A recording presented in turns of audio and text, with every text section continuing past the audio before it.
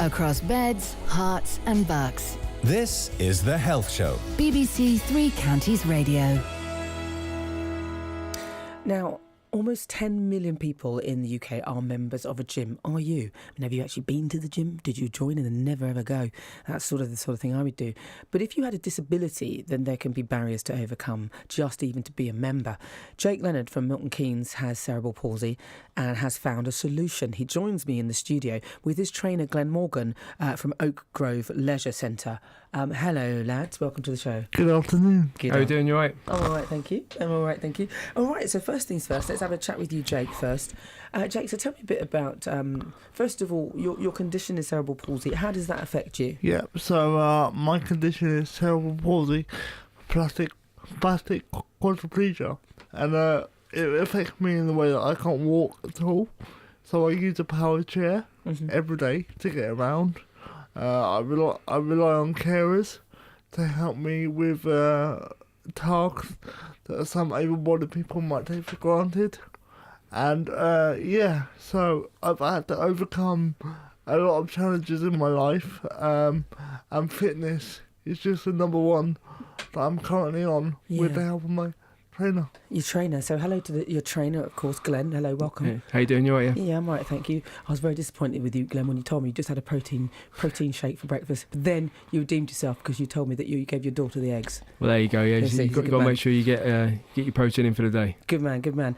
So first things first, and let's get back to you, Jake. So you decided, right, I'm going to get fit.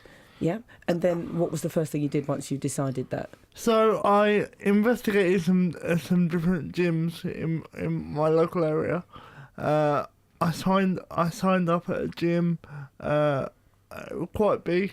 You got your typical people in there that have the protein shakes, that press the weights, make all the funny noises, all that stuff that they do.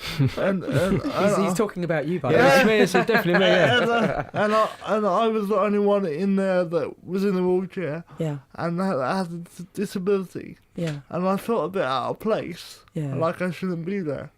And frowned upon almost. Yeah. And when I would ask someone to pick a weight up for me, for example, like they shouldn't be doing that. So that knocked my confidence a little. Yeah, no, that would do, wouldn't it? And from there, that's when I met Glenn. And how did you meet Glenn? He was a part of the gym that I was at, and then we sort of lost touch for a while. Yeah, I went to another gym down in Luton, and that's when. Yeah. And then I then signed up to a gym in my local area, at Oak Grove, and we actually touched base again there, didn't we? Yeah, that's where it was. Yeah, you come over from Bletchley, wasn't it? And then we started again, didn't we? Yeah. So Glenn, so now you guys sort of got back in contact, and he's at the gym. Yeah. So what kind of exercise do you do with him? Well, predominantly Jake does a variation of boxing, stretching, mobility, and some free weights. A lot of what he does is adapted from a relatively normal program, and he does exactly the same training that I would do when I'm doing my boxing coaching or any other form of exercise. I just adapt it to try and meet Jake's needs, and to be honest with you, I think I work him harder than anyone else, because he literally gives absolute 100% every single session. Never moans, should we say? Ish. Yeah, there's a little bit of a moan every now and again, but we had a bit of a wobbly session this week, didn't we? Yeah, it was a little bit of a wobble, but again, each session I sort of test and push the boundaries a little bit, sort of do stuff that you shouldn't be doing, but because he keeps getting personal bests every session, why not keep pushing? Because he's going to progress in literally 4 months. The progress he's made has been absolutely phenomenal. I was going to say, what kind of changes, what kind of difference have you noticed? Well, the right side of Jake's body, predominantly when we first met, he couldn't move it. He couldn't really move his right arm. There wasn't much strength, and there was no sort of motor function there. What we've been doing is the variation of combos, stretching, mobility exercises to really loosen up that side.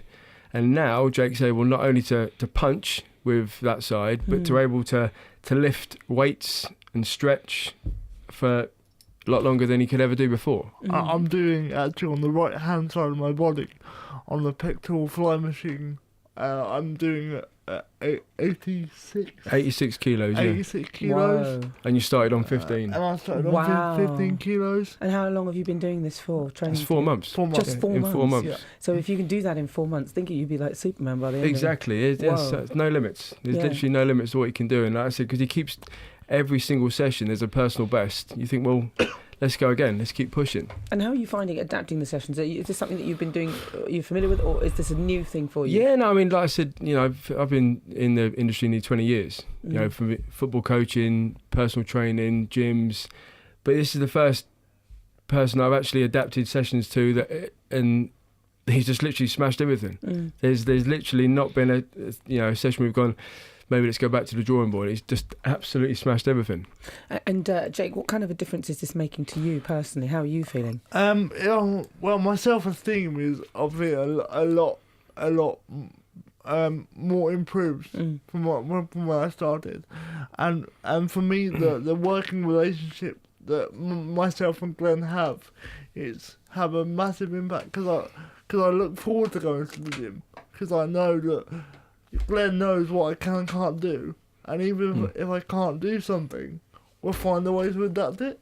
So anything is possible, and as Glenn said, it's about breaking down that barrier because I know for myself that people with disabilities shy away from going to the gym, and it's with the help of someone like Glenn where that's why we're doing this today, is to change that perception that it's all in the attitude and it's all in the head. And perhaps some of the gyms perhaps need to change their attitude as well and their philosophies. Absolutely. Absolutely. As I understand it, was it difficult to even be a member of some of the gyms that you're applying for? Yeah, so some of the gyms have very poor access. Yeah. So you can't even access a gym. So, for example, one gym I had to go through the car park to get to the gym, and that shouldn't be the case. There's a policy out now where all the buildings should be wheelchair accessible. Yeah. And this building wasn't even wheelchair accessible. Yeah. I remember, you had to get off the bus and go along the Redway, cross a road, and then come back on himself on a pathway just to try and get to the front door. Because there was a glass verge that went all the way down to the front door. Yeah, that's how I met you, wasn't it, when you was coming careering down that grass verge? Well, at least something good came out of that one. Yeah, absolutely. You got to meet each other. Yeah. And so now, though, how many sessions are you training a week then? So we do around three personal training sessions. So 3 sessions, You kind of give your body that at least a day's rest in between. Because obviously some of the sessions, like when we got Jake out of his wheelchair for the first time in 12 years, they really knocked him. It's like I said, we broke the rules there. We shouldn't have got him out the chair, but we said, come on, let's do your legs. Yeah. And so what happened was, obviously me and Glenn, we built up that trust and that partnership. And as I said, part of my CP is my cerebral palsy, I'm normally in my chair from the moment I get up in the morning till the moment I go to bed. So we did the leg press, and we've only done it, a month now? Yeah, a month, yeah. And fantastic. from there, we've started on... You was on 15. 15 kilos, and we're now on 22.5 that we did yesterday. Wow. So you actually get him out of the chair as well and do... Yeah, take him out of the chair, yeah. And with your physical self, so you've talked a little bit about how your self-esteem and emotionally you feel better and more confident. Yeah. But what about your actual physical self? Do you feel that you're more agile now and you can move better? Has it changed you there? I feel like my reaction times have increased. Yeah. Because we're working on the boxing, we're working on hand speed and hand-eye coordination. So I think in my day-to-day life that my arms are more mobile. Definitely see that. As it were. You can see that. Yeah, you can definitely see that. Yeah, like his stronger side is left side. I mean, if you look through the videos that we've done over, and people are commenting how his left hook has gone from sort of not much of a technique. He's now got the full-on rotation. He's got the elbow high, and he literally snaps it in place, and you can feel punch. it. And what are you hoping to achieve with him? Obviously, you're hoping to build your confidence, get stronger. Are you hoping to achieve anything different in terms of? The end game is is to have Jake out of his chair training. Yeah. And there's ways in which I plan to adapt it to obviously stabilise his core, get some strength into the legs, but to actually have him doing pad work on his knees. Fantastic. Now that's going to come with obviously developing the core, developing the legs over the course of time. But we say each step, each milestone we get to, it kind of ticks the box. Yes. And if we can say we've said Christmas, that's where we're aiming to get to. You know, It's very exciting, isn't it? Mm. It's exciting for you as well. Yeah. Yeah. And I hope that maybe in a year's time we can come back to you and Oh, that'd be great. and you'll see the progress that I've made and yeah. That would be lovely if you would. Yeah. We'll make Absolutely, a date. yeah. We'll make a date now and make sure yeah, you do why come not? back in here. Why not? But yeah, listen, you guys, thank you so much for joining me. It's really lovely to hear the story. What would you say to somebody who's maybe got a disability that perhaps could benefit by coming to a gym? Because obviously it's very intimidating. What would you say to them? I would say there literally is no limits to what you can achieve. You know, don't let anything hold you back. You know, I'm a perfect example of just listening to someone's story and saying, right, let's adapt it.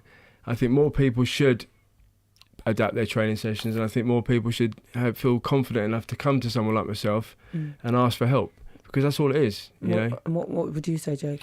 I say if you've found a partnership and a working relationship with someone, then it's all in the mind. You know, anything is possible. Yeah. And just